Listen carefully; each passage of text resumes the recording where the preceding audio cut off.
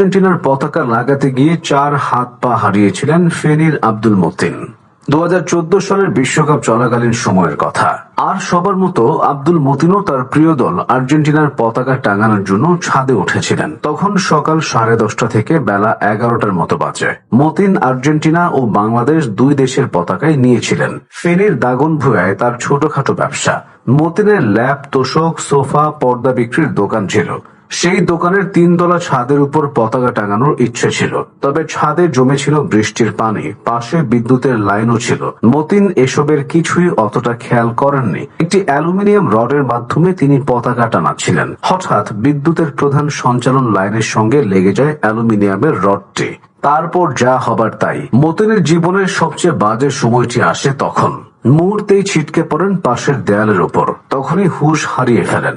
এলাকার শুভাকাঙ্ক্ষীরা সবাই মিলে গুরুতর আহত মতিনকে নিয়ে হাসপাতালে যান। মতিনের অবস্থা এতই খারাপ ছিল যে স্থানীয় হাসপাতাল থেকে দ্রুতই পাঠিয়ে দেওয়া হয় ঢাকা মেডিকেল কলেজের বার্ন ইউনিটে।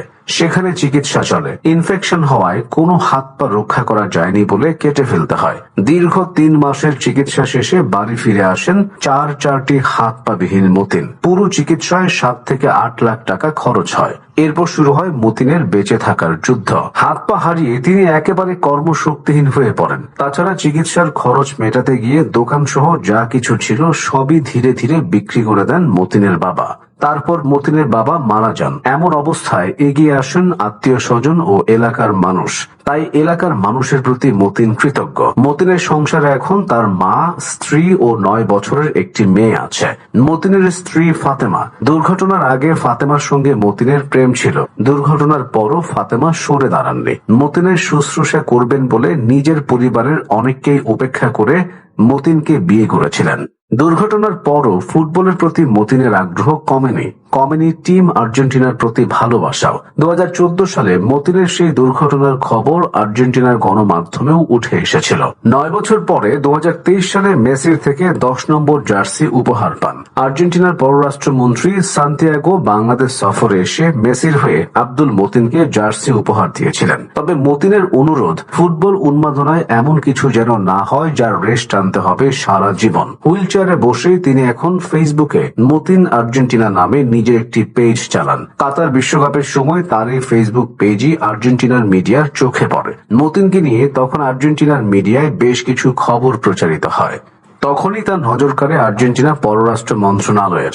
আর্জেন্টিনার পররাষ্ট্রমন্ত্রী মতিনের কাছে জানতে চেয়েছিলেন তার কোনো চাওয়া আছে কিনা। মতিন জানান তিনি আর্জেন্টিনা যেতে চান, লিওনেল মেসির সঙ্গে দেখা করতে চান। মতিন আশায় বুক বাঁধছেন কখন আবার আর্জেন্টিনা দূতাবাস থেকে ডাক আসে। যেই ডাক তাকে নিয়ে যাবে প্রিয় খেলোয়াড় মেসির সামনে। মেসি আর আর্জেন্টিনার পার ভক্ত হিসেবে আব্দুল মতিনের এমন একটি মুহূর্ত প্রাপ্য। তবে এটাও মাথায় রাখা উচিত, জীবনের আগে কিছুই নয়। বিশ্বকাপের সময় পতাকা টানানো আর হাতাহাতির ঘটনায় প্রাণহানির ঘটনা ঘটে। আবেগের বশে নিজেকে ও নিজের পরিবারকে বিপদে ফেলা কখনোই কাম্য নয়।